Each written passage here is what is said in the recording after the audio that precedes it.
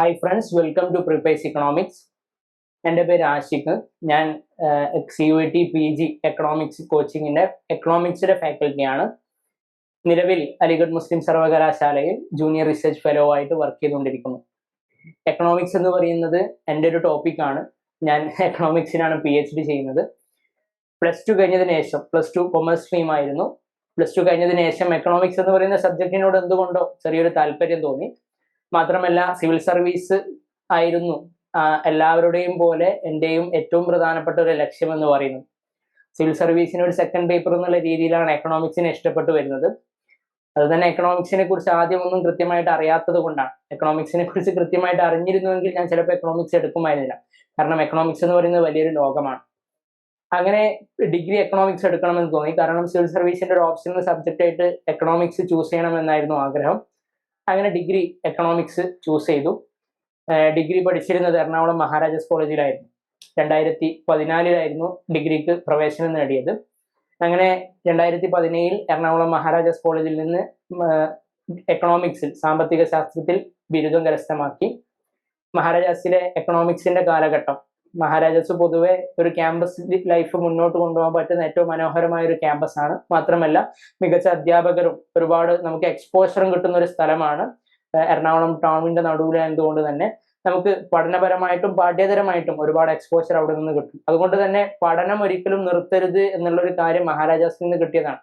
പിന്നീട് ഡിഗ്രി കഴിഞ്ഞ് സിവിൽ സർവീസിലേക്ക് തിരിഞ്ഞുവെങ്കിലും കൃത്യമായിട്ടുള്ള ഒരു റിസൾട്ട് ഉണ്ടാക്കാൻ കഴിഞ്ഞില്ല. അതുകൊണ്ട് തന്നെ ഒരു സെക്കൻഡ് ഓപ്ഷൻ അല്ലെങ്കിൽ ഓപ്ഷൻ ബി എന്നുള്ള രീതിയിൽ എക്കണോമിക്സിൽ ഒരു ഹയർ സ്റ്റഡീസിന് വേണ്ടി തന്നെ പോകാമെന്ന് വിചാരിച്ചു. അങ്ങനെയാണ് കോഴിക്കോട് ഫറൂഖ് കോളേജിൽ എക്കണോമിക്സിൽ PGക്ക് ജോയിൻ ചെയ്തത്. ഫറൂഖ് കോളേജിലെ 2 വർഷം ഏറ്റവും മനോഹരമായിരുന്നു. എക്കണോമിക്സ് എന്താണെന്നുള്ളത് കൃത്യമായിട്ട് ഞാൻ പഠിക്കുന്നത് ഫറൂഖ് കോളേജിൽ നിന്നാണ്.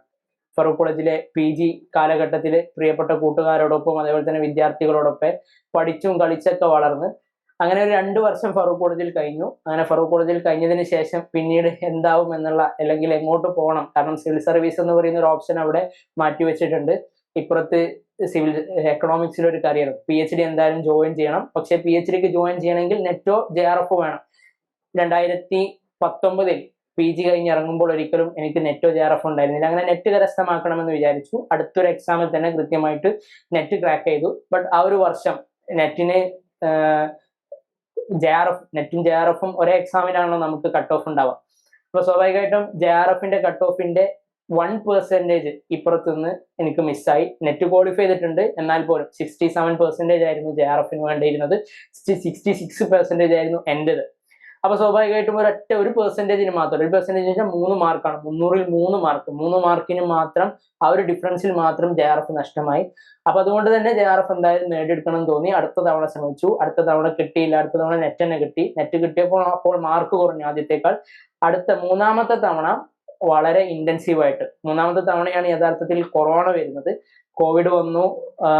എന്താ പറയുക, എല്ലാവരും പ്രതിസന്ധിയിലായി. ബട്ട് നമ്മളൊക്കെ പ്രതിസന്ധിയിലായി.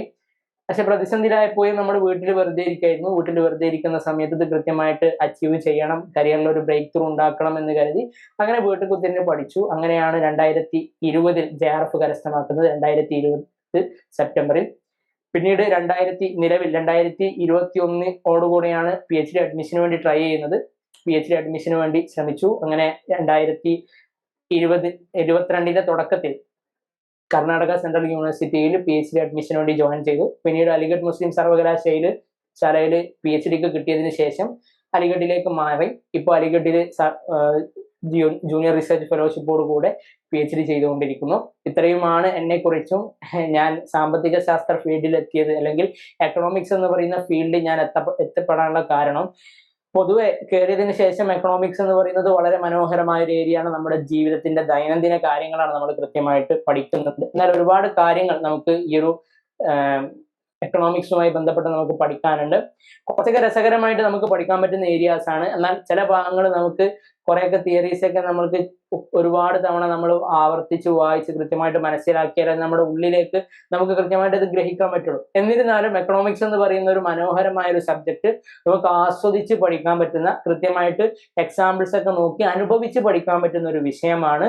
നിങ്ങൾക്കും അത് കൃത്യമായിട്ട് ഇഷ്ടപ്പെടും. നിങ്ങളൊക്കെ എക്കണോമിക്സിന്റെ ലോകത്തുനിന്ന് വന്നവരാണ്, ആ എക്കണോമിക്സിന്റെ വലിയൊരു ലോകത്തേക്ക് കടക്കാൻ വേണ്ടി തയ്യാറെടുക്കുന്നവരാണ്.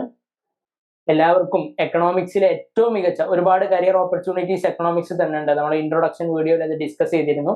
എക്കണോമിക്സിൽ കിട്ടാവുന്ന ഏറ്റവും മികച്ച ഒരു കരിയർ ഓപ്പർച്യൂണിറ്റി നിങ്ങൾക്ക് കിട്ടട്ടെ എന്ന് മാത്രം പ്രാർത്ഥിച്ചുകൊണ്ട് നിർത്തുന്നു.